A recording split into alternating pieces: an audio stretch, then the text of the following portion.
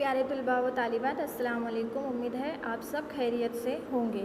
ये हमारा 9th class का सबक नंबर 5 जो हमने शुरू किया था। इससे पहले मैं आपको इसकी एक वीडियो लिंक रेडीमेड भेज चुकी हूँ, जिसके अंदर आपको काफ़ी कुछ मालूमात हासिल हो चुकी होंगी। ये पार्ट तो हमने शुरू कर दिए थे। इसका जो मज़मून है कि हमारी ज़िंदगी के अंदर जो बुनियादी इकाई है हमारी ज़िंदगी की, वो बुनियादी इकाई किस तरीके से शुरू होती है। लेसन शुरू करने से पहले कुछ ज़रूरी हिदायत मैं आपको दे दूँ। सबसे पहले तो 29 तारीख को हमारा साइंस का टेस्ट है, जो बहुत अहमियत वाला टेस्ट है, जिसके मार्क्स जो है आपके फाइनल एग्ज़ाम्स में काउंट किए जाएंगे। दूसरी बात, ये टेस्ट हमको घर पे ही रह के जूम लाइव के ज़रिए देना है। बहुत सारी मालूमात आपको ग्रुप में दी जा रही है। क्लास टीचर्स आपको सारी चीज़ें बता रहे हैं कि कैसे ये इम्तिहान होने वाले हैं। ये 25 मार्क के इम्तिहान है, जो 29 तारीख को आपका पहला पेपर है साइंस का, और उसके अंदर आपके 2 सबक आने वाले हैं। सबसे पहला जो सबक था, जो हमारा चल चुका है, हमारे इतराफ़ के मादे, जिसके सवालात के जवाबात भी मैं आपको दे चुकी हूँ। दूसरा जो हमारा है, हमारे 5वां सबक जो है हमारा, जो मैंने कुछ ही दिन पहले इसके सवालात के जवाबात ग्रुप में आप लोगों को सेंड की थी कि हमारी बुनियादी इकाई क्या है, ये 5वां सबक। तो ये 2 सबक के टेस्ट हमारी होने वाली है और इसकी तैयारी आपको बखूबी करनी है। वीडियोस जो है आपको रिपीट करके देखनी है और सवालात के जवाबात नोटबुक में आप उम्मीद है लिख चुके होंगे। उसी के ऊपर से आप लोगों को ये टेस्ट देनी है। ये 29 तारीख को होंगी। हमारी पहली ही टेस्ट साइंस की रखी गई है। आइए अब हम लेसन आगे शुरू करते हैं। इससे पहले मैंने आपको इसके बारे में बेसिक मालूमात जो है एक फॉर्मल वीडियो के ज़रिए भेज चुकी थी। अब इस लेसन को हम आगे बढ़ाते हुए समझने की कोशिश करते हैं। तो सबसे पहले है ज़िंदगी की बुनियादी इकाई। सजीवो ना पायनो एकम। बेटा यहाँ गलती हुई है, हजीवो लिखा गया, ये सजीवो है। सजीवो न पायनो एकम, ये सबक का नाम है हमारा और यही इम्तिहान में आने वाला है। इसकी बहुत अच्छे से आपको प्रिपरेशन करनी है। इसी के अंदर से आएगा, बाहर से कुछ नहीं आएगा। इसके सवालात के जवाबात भी आपको नोटबुक के अंदर लिख लेने हैं और पढ़ने हैं। ये 2 लेसन के ऊपर से ही आपके पेपर निकलने वाला है। उसके बाद है सबसे पहले तो सजीवों पायानो एकम, यानी हमारी बुनियादी इकाई क्या है। तो हमारी बुनियादी इकाई जो है, यानी पूरा जो निज़ाम है, पूरी ज़िंदगी जो है, वो खुलियात से मिलकर बनी है। जैसे कि हम जिसे सेल कहते हैं, जैसे सेल वो नहीं जो हम वॉच में डालते हैं, वो सेल नहीं।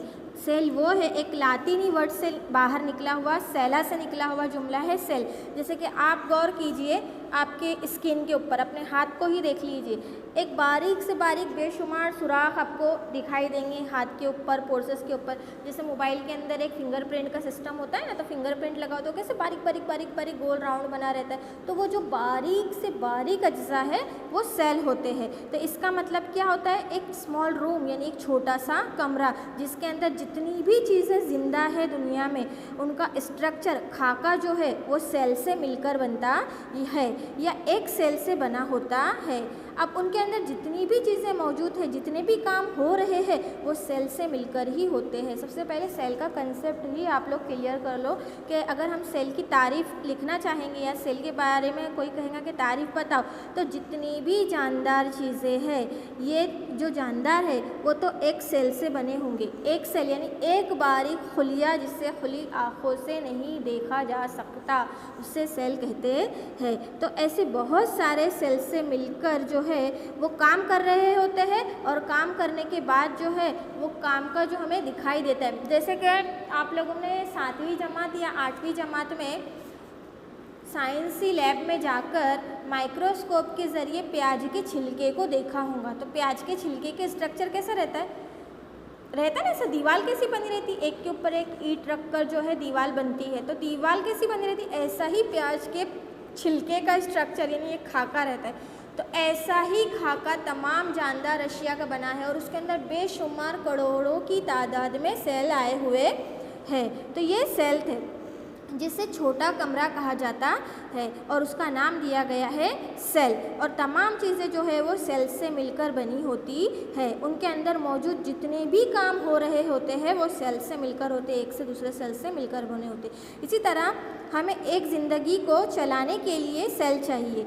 इसीलिए उसे बिल्डिंग ब्लॉक यानी कि एक खाका, जैसे कि घर बन रहा है तो घर बनने के लिए पहले पाया डालेंगे, पाया डालने के बाद क्या होगा, मैदान खड़ा हो जाएगा। तो मैदान खड़ा होने के लिए भी उस पर एक के ऊपर एक सीमेंट जैसा स्ट्रक्चर रखे बिल्डिंग बनाई जाएंगी। तो ये बिल्डिंग क्या है, ये सेल से, जैसे बिल्डिंग ऑफ ब्लॉक, जैसे हमारी बॉडी से लेकर तो तमाम जितनी भी जानदार अशिया है वो बिल्डिंग ब्लॉक से बनती है। इसी तरह सेल से मिलकर भी ऑर्गेनिजम्स बनती हैं। हमारी बॉडी के जो छोटे छोटे है पार्ट्स उसे ऑर्गेनिजम्स कहते हैं, तो ऑर्गेनिजम्स बनती है। अब एक सेल से भी मिलकर कुछ बनते हैं जिसे बैक्टीरिया कहते हैं। बैक्टीरिया जो है वो खुद एक ही सेल से मिलकर बनता है। अमीबा भी एक ही सेल से बना होता है। सेल को उर्दू में खुलिया कहते हैं। क्या कहते हैं, खुलियात। तो ज़िंदगी की बुनियादी इकाई ही खुलियात है, और खुलियात की ज़िंदगी की साख्ती अफल, यानी हमारे जो जितने भी काम हो रहे हैं, जो हम जिंदा है, हमारी बॉडी में जिगर है, दिल है, मादे है, वो सारी चीज़ें तो बाद में, लेकिन सबसे पहले हमारी बॉडी का स्ट्रक्चर जो खड़ा हुआ है वो खुलियात से मिलकर खड़ा हुआ है, जिसे सेल कहते हैं। तो इसी तरह एक खुलवी भी होते हैं, जैसे बैक्टीरिया एक ही खुलियात से मिलकर बनते हैं।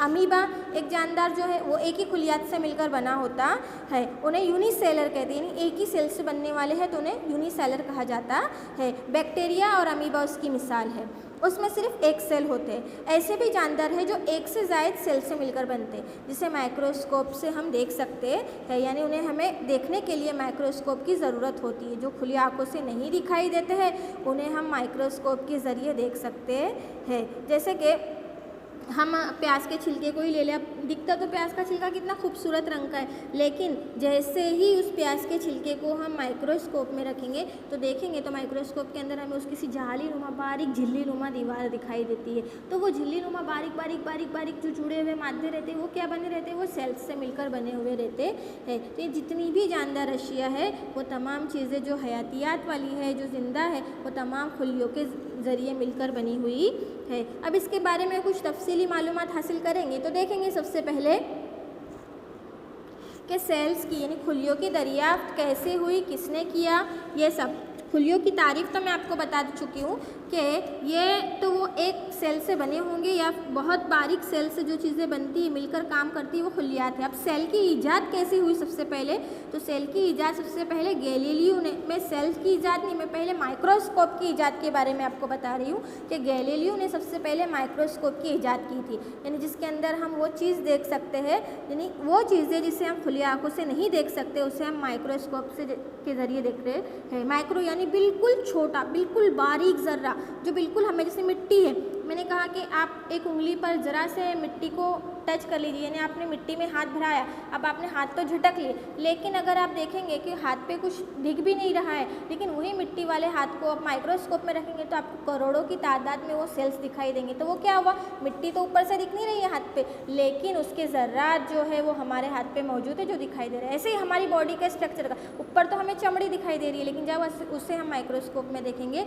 तो वो हम लोगों को बाकायदा सेल्स की शक्ल में दिखाई देंगी। तो जिसे बासानी स्कोप यानी 2C, यानी उसे ऐसा माइक्रो यानी स्मॉल यानी बारीक से बारीक चीज़ को माइक्रोस्कोप के अंदर देख सकते हैं। जैसे ये बैक्टीरिया है, वायरस है, ये जो खुली आँखों से दिखाई नहीं देने वाली चीज़ें वो देख सकते हैं हम माइक्रोस्कोप के ज़रिए। फिर उसके बाद 1665 में, यानी जो 1665 में रॉबर्ट हुक ने, यानी जो ये रॉबर्ट हुक जिसका आप तस्वीर देख रहे हैं, रॉबर्ट हुक ने खुलियों का इंकिशाफ किया, यानी जो उन्होंने खुलियों की ईजाद की, और उन्होंने गैलीलियो का माइक्रोस्कोप इस्तेमाल किया, और इस्तेमाल करने के बाद उन्होंने माइक्रोस्कोप के ज़रिए 1665 में रॉबर्ट हुक ने माइक्रोस्कोप का इस्तेमाल करके सबसे पहले प्लांट का एक कोट, जो आपको ये हिस्सा दिख रहा होगा ना,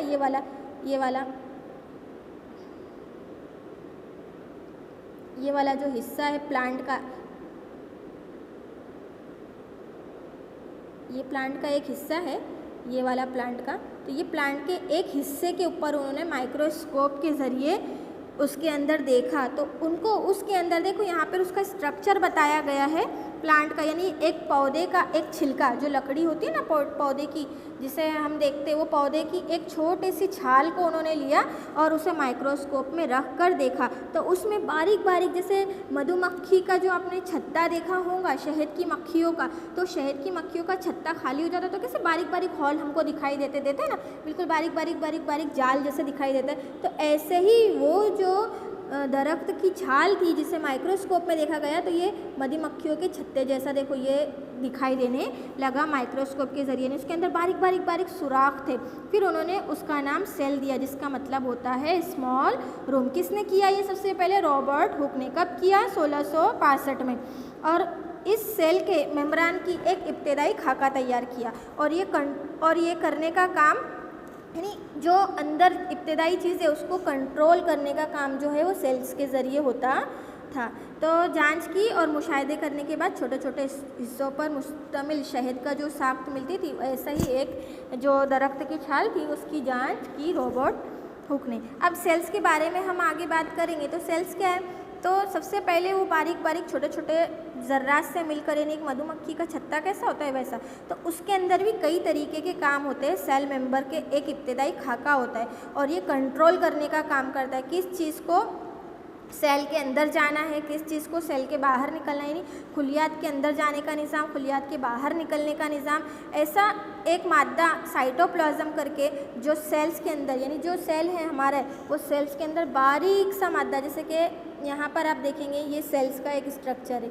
ये स्ट्रक्चर के अंदर ये जो है एक मादा, ये एक ही ले ले आप, एक जैसे ये जो बना है ज़र्रात, ये एक सेल्स का ज़र्रात है।